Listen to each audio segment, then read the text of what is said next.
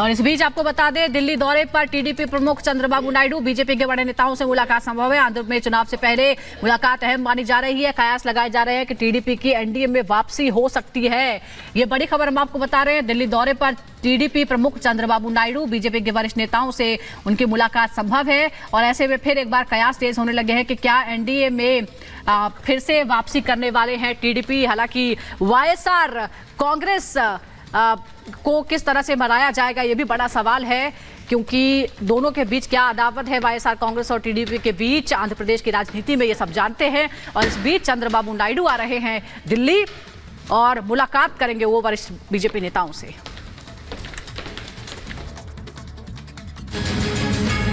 लोकसभा चुनाव करीब है और सियासी पार्टियां अपना पक्ष मजबूत करने की कवायद में जुटी हैं। इंडी गठबंधन हो या बीजेपी नेतृत्व वाली एनडीए,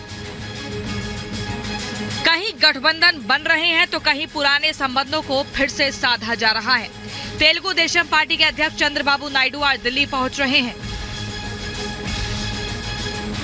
सूत्रों की माने तो पिछले कई दिनों से चंद्रबाबू बीजेपी के संपर्क में हैं। कयास लगाए जा रहे हैं कि नायडू एक बार फिर एनडीए में शामिल हो सकते हैं। बीजेपी पहले ही पवन कल्याण की पार्टी से गठबंधन कर चुकी है। ऐसे में टीडीपी के एनडीए में शामिल होने से आंध्र प्रदेश में लोकसभा चुनाव और रोचक हो जाएगा। चंद्रबाबू नायडू का दिल्ली आना इस बात का इशारा भी माना जा रहा है कि आगामी चुनाव में सीट शेयरिंग का गणित भी सुलझा लिया जाएगा। Bureau report, Republic Bharat. तो वहीं अब बात उत्तर प्रदेश की कर लेते हैं, जहां अखिलेश यादव को एक बार फिर बड़ा झटका लगता हुआ नजर आ रहा है। दरअसल आरएलडी भारतीय जनता पार्टी के साथ जाती हुई दिखाई दे रही है। यही कारण है जो जानकारी दिखाई जा रही है कि बीजेपी ने 4 सीटों का ऑफर जो है वो जयंत चौधरी को कर दिया है। पश्चिमी उत्तर प्रदेश की 4 सीटें आरएलडी को दी जा रही है, जहां आरएलडी अपने उम्मीदवारों को उतारेगी। सूत्रों के हवाले से खबर बताई जा रही है कि अखिलेश से गठबंधन को तोड़कर जयंत चौधरी भारतीय जनता पार्टी के साथ जा सकते हैं। सूत्रों से यह खबर बताई जा रही है कि जो डील है वो बीजेपी और आरएलडी के बीच तय हो चुकी है। एनडीए में जाने के जो संकेत पहले मिल रहे थे, अब उन संकेतों में थोड़ा थोड़ा सुधार होता दिखाई दे रहा है और तय माना जा रहा है कि जयंत चौधरी बीजेपी के साथ एनडीए के साथ जा रहे हैं।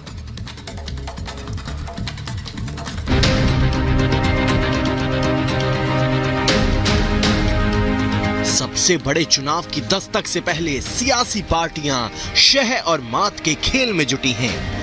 एक तरफ विपक्ष अपने को जितना एकजुट होने का दावा करता है, उतना ही उसकी एकजुटता की मीनार ढहती जा रही है। पहले नीतीश बिछड़े और अब बताया जा रहा है कि अखिलेश के दोस्त जयंत चौधरी का नंबर है।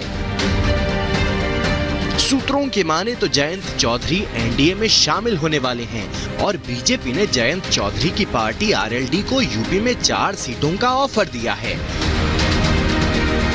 सूत्रों की माने तो बीजेपी ने मथुरा, कैराना, बागपत और अमरोहा सीट आरएलडी को ऑफर की है। ऐसे में सवाल ये है कि क्या इंडी गठबंधन का फेयरवेल तो नहीं होने वाला है। गठबंधन जो टूट रहा है वो कांग्रेस पार्टी की हठ धर्मिता की वजह से टूट रहा है और मैं अपने राजनीतिक अनुभव जो मेरा 50 साल का है उसके आधार पर मैं कह सकता हूं, इनका गठबंधन ना टीएमसी से होगा, इनका गठबंधन ना सपा से होगा और बहुत दिक्कतें आएंगी महाराष्ट्र में भी और तमिलनाडु में। विपक्ष ने मोदी के खिलाफ भानुमति का कुनबा तो जोड़ लिया है, लेकिन उस कुनबे का कोई माई बाप नहीं है। जिसका जो मन कर रहा है वो करता जा रहा है। हालात ये हो गए हैं कि अब आपस में ही सीटों को लेकर लड़ रहे हैं। यही वजह है कि पीएम मोदी ने भी धन्यवाद प्रस्ताव के मौके पर विपक्ष में चल रहे घमासान पर चुटकी ली। और आप लोग जिस प्रकार से इन दिनों मेहनत कर रहे हैं, मैं पक्का मानता हूं कि ईश्वर रूपी जनता जनार्दन आपको जरूर आशीर्वाद देगी और आप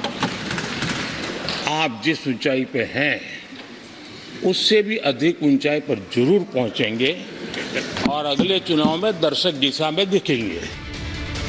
28 पार्टियां मिलाकर विपक्ष ने इंडी गठबंधन बनाया था, लेकिन 8 महीने से ज्यादा का वक्त हो गया है। इंडी गठबंधन न तो नेता चुन पाया है, न ही सीटों को लेकर कोई ठोस कदम उठाए गए हैं। वैसे भी इंडी गठबंधन के जितने घटक दल हैं, वो कांग्रेस से ही दूरी बनाने में लगे हैं। अब इसकी क्या वजह है ये साफ नहीं है, लेकिन इंडी गठबंधन का जो रवैया है उससे साफ है कि ये भानुमति का कुनबा जल्द ही भरभरा कर गिरने वाला है। Bureau report, Republic Bharat. बड़ी खबर, गृह मंत्रालय में घुसपैठ की कोशिश हुई है। आरोपी आदित्य प्रताप को गिरफ्तार किया गया है। आरोपी के पास से फर्जी आईडी बरामद हुई है। जालसाजी के इरादे से घुसा था आरोपी। ये बड़ी खबर हम आपको बता रहे हैं। गृह मंत्रालय के दफ्तर में घुसा एक शख्स, आदित्य प्रताप इसका नाम बताया जा रहा है, जिसे गिरफ्तार कर लिया गया है। पूछताछ जारी है।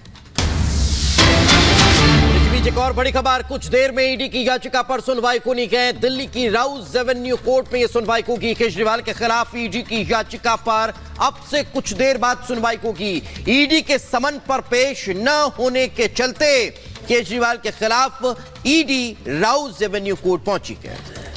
और हमारे सहयोगी गायत्री लगातार हमारे साथ बनी हुई है। गायत्री, क्या जानकारी मिल पाई है? कितने बजे कार्रवाई शुरू हो जाएगी, अदालत की सुनवाई?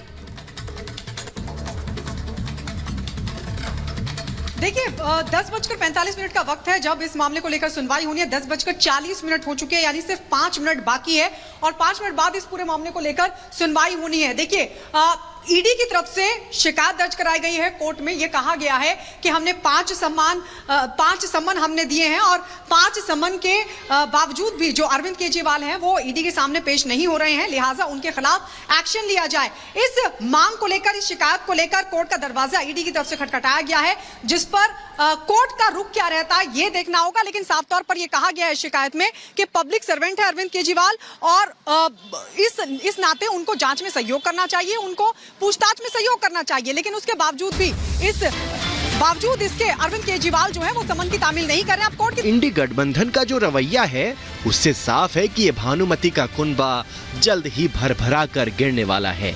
Bureau report, Republic Bharat. बड़ी खबर, गृह मंत्रालय में घुसपैठ की कोशिश हुई है। आरोपी आदित्य प्रताप को गिरफ्तार किया गया है। आरोपी के पास से फर्जी आईडी बरामद हुई है। जालसाजी के इरादे से घुसा था आरोपी। ये बड़ी खबर हम आपको बता रहे हैं। गृह मंत्रालय के दफ्तर में घुसा एक शख्स, आदित्य प्रताप इसका नाम बताया जा रहा है, जिसे गिरफ्तार कर लिया गया है। पूछताछ जारी है।